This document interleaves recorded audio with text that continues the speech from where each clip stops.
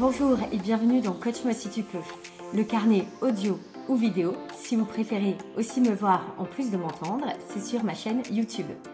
Cette série est dédiée aux managers, DRH et professionnels de l'accompagnement qui veulent intégrer la puissance du coaching dans leur quotidien. Mais aussi à tous les curieux et passionnés du sujet qui ont envie de découvrir, d'explorer et de se questionner. Je suis Linda Bernard, conceptrice des kits d'auto-coaching Level Up et fondatrice de l'école EcoCoach. Dans chaque épisode, je vous partage ce qui m'anime, des outils concrets, des réflexions inspirantes et des questions puissantes pour vous aider à prendre du recul, vous réaligner ou tout simplement avancer avec plus de clarté. Installez-vous confortablement et c'est parti. Bienvenue dans ce nouvel épisode, le 3e de la série Coach-moi si tu peux. Aujourd'hui, j'ai envie de vous parler d'un poison invisible, insidieux, mais tellement courant, l'urgence. Ce moment où tout semble prioritaire, où l'on passe sa journée à courir après des alertes, des mails, des imprévus.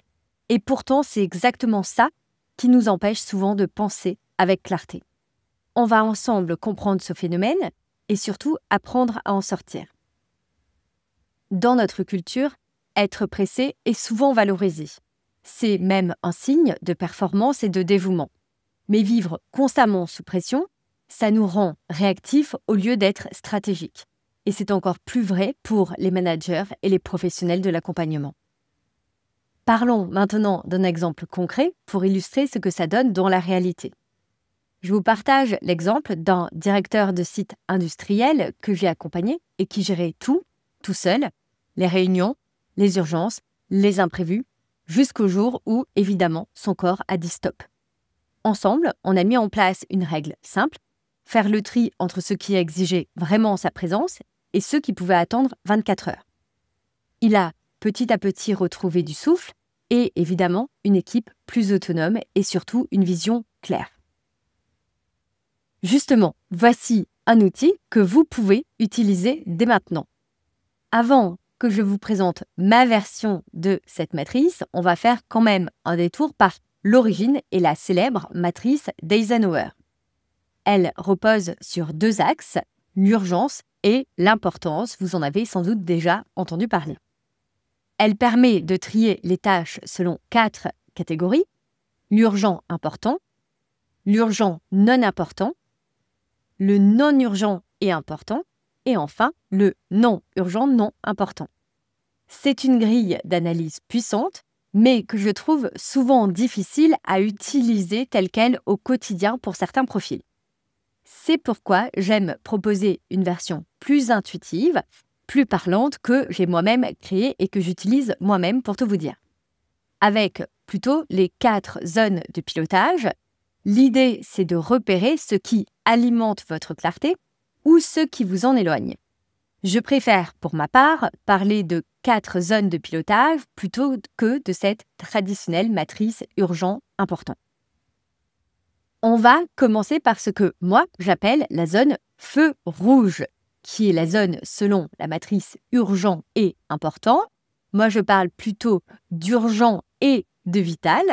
Du coup, on va être par exemple sur des thématiques de crise RH, d'alerte sécurité, de conflits brûlants à gérer. Ici, évidemment, dans ces conditions, il vaut mieux le traiter en priorité, le faire nous-mêmes et rapidement, car c'est plutôt critique. Deuxième zone, la zone feu vert. Ici, dans la matrice, on nous parlerait d'important mais pas urgent. Moi, je préfère utiliser l'appellation non urgent et essentiel. Ici, vous pouvez avoir les temps de réflexion stratégique, les feedbacks à froid, les formations, la vision largement. Et donc, dans ce cas de la zone feu vert, je vous conseille plutôt de le programmer pour lui donner une véritable place dans votre agenda qui mérite aussi que vous soyez pleinement disponible. Troisième zone, celle que moi j'appelle la zone brouhaha. Tout simplement, il s'agit dans la matrice de la zone urgent mais pas important. Moi, je préfère parler effectivement d'urgence avec peu d'impact. Ici, on va être dans le quotidien, les notifications, les mails sans importance, les demandes de dernière minute qui peuvent attendre. je ne peux que vous conseiller ici de déléguer et d'apprendre à faire confiance pour cette zone de brouhaha. Enfin, dernière zone, la zone pause. Ici, dans la matrice, on parle de non-urgence et non-importance. Moi, j'aime bien reprendre l'appellation non-urgent et peu utile. Ici, vous avez plutôt tout ce qui va être distraction, les réunions sans enjeu et toute votre zone de perfectionnisme. Dans cette zone de pause, moi, je vous invite à oser dire non ou alors repousser. C'est peut-être juste un bruit de fond qui vous invite à aller dans l'action. Demandez-vous et posez-vous la question suivante. Qu'est-ce que je repousse systématiquement alors que c'est ce qui changerait tout si finalement je le priorisais? Si ces mots d'urgence, important, cette matrice vous stresse, on peut la simplifier avec 2 questions puissantes. La première, qu'est-ce qui a un vrai impact sur mon rôle ou sur mes objectifs au quotidien? Et la seconde, qu'est-ce que je fais par peur, par pression ou par habitude? Vous verrez, grâce à ces 2 questions puissantes, vos priorités vont devenir plus claires et je vous assure que votre agenda va aussi gagner en clarté. Je vous partage un outil, un moyen mémotechnique. Cet outil, c'est votre porte de sortie du mode urgence automatique avec un mémo pour ancrer l'outil qui s'appelle Stop. On va évidemment en prendre connaissance ensemble. S-T-O-P. Le S pour le souffle. Je vous invite dans ce cas-là à respirer littéralement, profondément en 3 grandes respirations. Dans ce cas, sur un moment d'urgence où on se sent envahir et on surchauffe, on reprend la main sur notre système nerveux. Deuxième lettre, le T pour le temps. Accordez-vous un petit délai, même si ce n'est que 2 ou 10 minutes. L'urgence mentale n'est pas toujours une urgence réelle. Troisième lettre, O pour observe. Qu'est-ce qui se passe vraiment? Qu'est-ce qui s'active en moi, chez moi, autour de moi?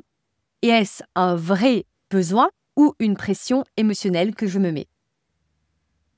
Et enfin, la lettre P pour priorise. Qu'est-ce qui a vraiment besoin de moi ici et maintenant? Est-ce que ça peut attendre? Est-ce que ça peut être partagé ou est-ce que ça peut être tout simplement simplifié? Pour une astuce en plus par rapport à ce mémo stop, je vous invite à le garder sous la main, sous la forme d'un post-it, pourquoi pas en fond d'écran pendant une semaine, et vous verrez le simple fait d'y penser vous aidera à sortir au bon moment du pilote automatique. C'est vraiment, ce stop, une mini-pause pour une maxi-clarté. Vu qu'on est lancé, je vous partage aussi une autre technique toute simple, mais qui personnellement m'a littéralement changé la vie, rien que ça. Tout simplement, elle m'a changé la vie aussi bien dans ma gestion du temps et dans mon niveau de charge mentale, personnelle que professionnelle. C'est la règle des 2 minutes.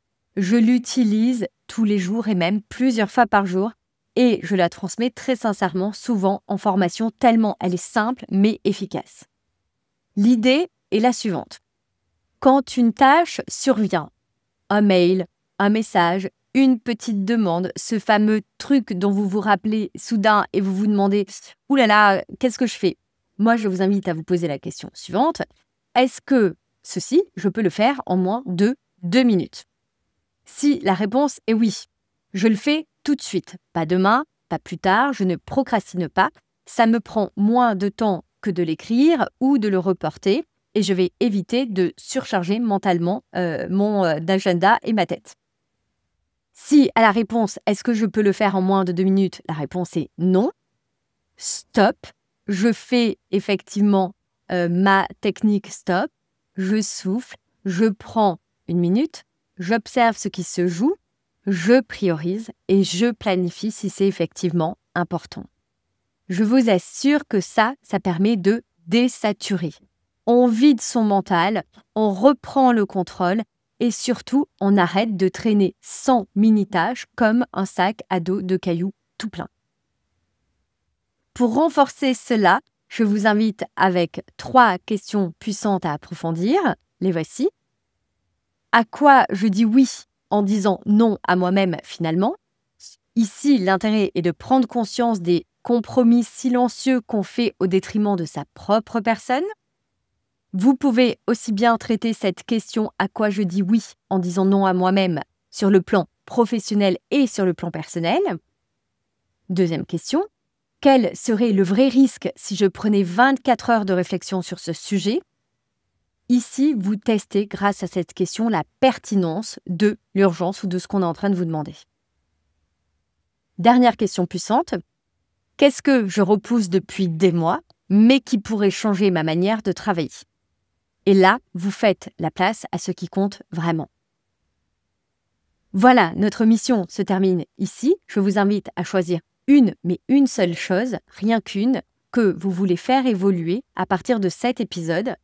Peut-être que c'est de refaire cette fameuse matrice des priorités dès lundi matin, ou oser poser une demande claire dans la semaine. Mettez-vous en rappel, ne laissez pas finalement la suite de cet épisode tomber dans le néant. Et surtout, observez qu'est-ce que ça change dans votre énergie, qu'est-ce que ça change dans votre clarté et qu'est-ce que ça change dans votre posture.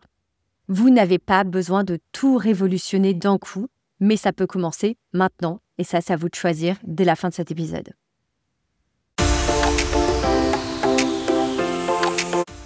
Merci d'avoir écouté Coach-moi si tu peux, ce petit moment à soi pour respirer, réfléchir et avancer autrement. Si cet épisode vous a parlé, alors surtout, faites-le voyager. Partagez-le à un ou une collègue, un ou une amie et surtout, laissez un avis. Ça fait vraiment la différence et ça m'aide à continuer à vous proposer ces beaux carnets. Pour prolonger l'expérience, vous pouvez découvrir les kits d'auto-coaching sur Level Up ou explorer l'école EcoCoach si vous êtes dans l'accompagnement. Prenez soin de vous et on se retrouve très vite pour un prochain épisode.